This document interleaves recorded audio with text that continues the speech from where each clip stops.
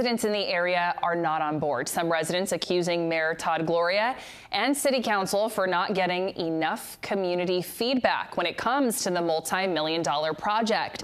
The 1,000-bed shelter would be located at Kettner and Vine and cost an estimated $1.9 million a year in rent, plus $30 million a year just to operate.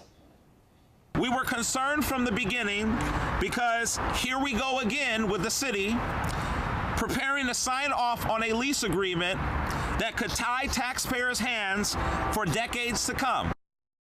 That is Shane Harris there, president of People's Association of Justice Advocates, and he's joining us live in studio now.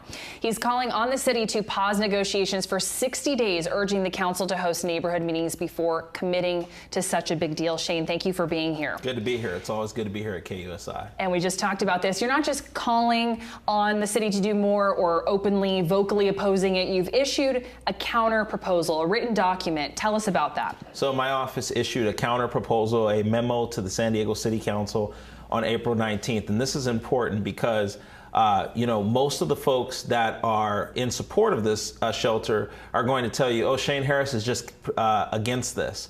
But I actually issued a counter proposal. My issue is not with the shelter at hand. My issue is with the lease agreement. My issue is, and my concern is protecting taxpayers' money. And my issue and concern is pertaining to how this is going to look from a services standpoint. I'm looking at the long-term effects of this. And so I currently oppose the proposal as planned because a 35-year lease is far beyond, and I know they're working on the lease, so I'm not saying that that's the mayor's current lease, but the standard lease for the city of San Diego is 5 years. I was opposed to it on April 19th because the square footage price was up over $2 more than what the standard square footage price in our city is per square foot. They were willing to pay. And a number of other issues in pertaining to the lack of investment and conversations with city council districts across the city and a lack of conversations with lived experience individuals. And so homelessness is all of our responsibility. It's not just downtowns. It is every council district, and everybody deserves to be a part of this conversation to make sure that the first mega shelter that is being proposed and is potentially going to be done is done right.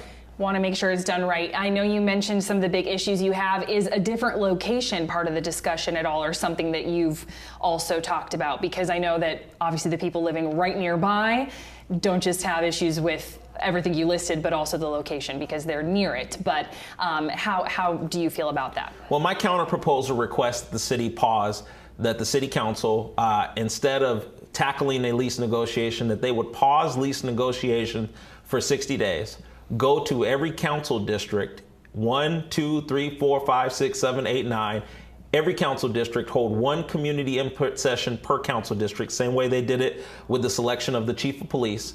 Come back to the council, city staff report back to the council within 60 days of that community input on both the lease and the proposed vision for the use of this space at Kettner and Vine.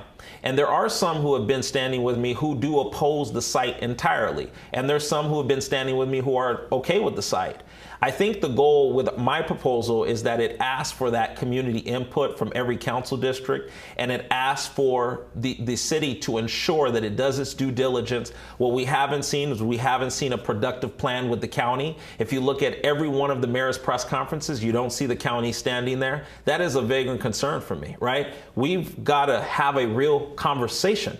Homeless are not a monolith. And so we've got some on drugs, we've got some in all kinds of areas, and we need to address this from not a monolithic standpoint, but from a very specific standpoint of services and dealing with that. So there's a lot of folks on different sides of this issue, but everyone agrees. I've got people from every council district agreeing that Harris's plan for a counter proposal that pauses lease negotiations and ensures that that input in every council district happens is a reasonable request. And so I'm not opposed to shelter. We saw 10,000 in the recent Regional Task Force on the Homeless report, over 10,000 some odd folks homeless across San Diego County. We've got to do something with majority of those folks in the city of San Diego, but we can't just do anything. We've got to ensure that what we do works and is a cohesive approach to solving homelessness. Shane, thank you so much for, as always, sharing your knowledge and educating the public on this. We'll see where the city takes this next, and we'll certainly follow up with you. Folks can read my counterproposal at pajmovement.org/PDF Harris KV, all lowercase. pajmovement.org/PDF Harris KV. Residents can read up on that proposal. And we do have it on the screen. Perfect. Thank you so much, Shane, for your time. Let's send it over to Nick now for a look at what's